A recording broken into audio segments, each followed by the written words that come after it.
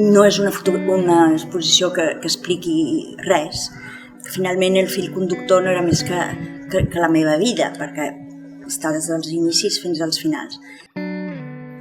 I vaig agafar això, que és un vers de Pessoa, que diu això, que la data del meu naixement y la de mi mort, todos los días son meus. Ese punto de asertividad que tiene la frase en la figura de Marta Sentís es una exclamación de emancipación y de autoafirmación como mujer, eligiendo el tipo de vida que quiere hacer en las personas con las que quiere relacionarse. Per mi la fotografia sempre ha sigut més una eina, que soc inquieta, inconstant i curiosa, no? I realment m'ha ensenyat molt. Per mi hi ha una cosa lúdica amb la foto. És com una cosa, com un regal. Jo vull que sigui un regal per mi, en el fons. És a dir, que jo puc veure un escenari, puc veure on pot passar una foto, una llum i tal, però el que passa en aquell moment és una cosa que et ve donada. Remenar el passat no és una cosa, soc molt del present. I de seguida que vaig al passat em comencen a venir com uns fantasmes que no m'acaben d'agradar. Soc feliç a l'instant. Marta lo que hace es mostrar esos fragmentos porque le permiten desprenderse de la linealidad de un relato y plasmar cosas que tienen esa pulsión emocional o esa pulsión íntima, que es lo que ella comparte.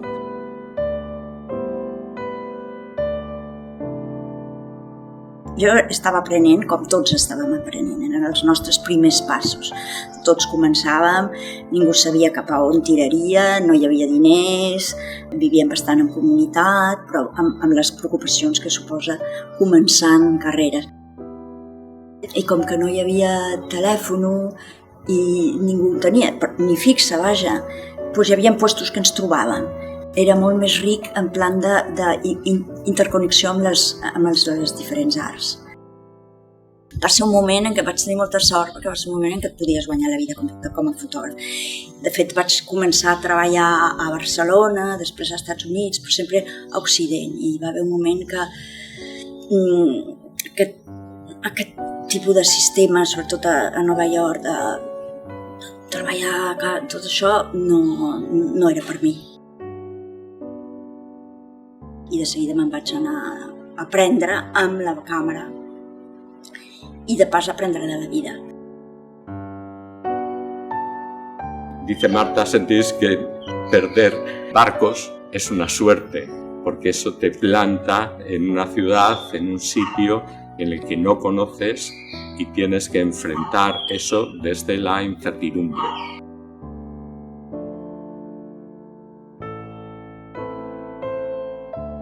Fa molts anys que no he anat al Caire, però en aquella època jo, que moltes vegades estava amb les dones, sempre eren de portes endins, no? I sempre estaven mirant a la finestra. I va ser molt maco perquè passen tantes coses al carrer del Caire i quan estàs al nivell no les veus i resulta que de dalt veus potser més que de baix. Que de baix has de mirar que no t'atropellin.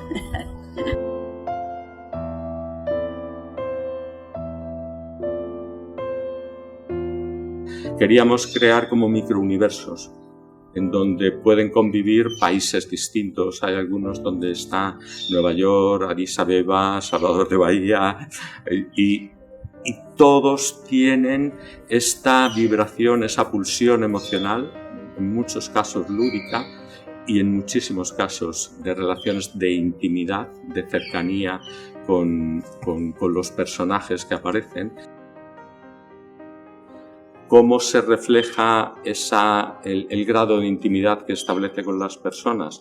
Muchas veces desde el punto de vista, porque está sentada en una cama, porque está sentada en el suelo, porque es parte del grupo de gente que está ahí.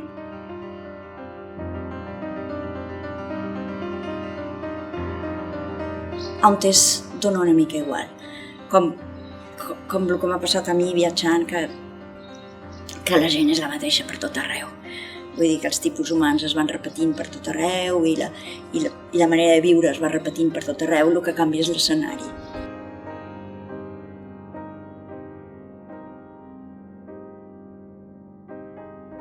La alegría, pero también ese punto de vista que ella comparte, que tiene que ver con sus amistades, con sus amantes, con una especie de familia elegida por ella, lo que está haciendo, porque ella dice que todos los artistas son unos desclasados, es buscar su sitio en el mundo, y ella lo ha encontrado por ahí.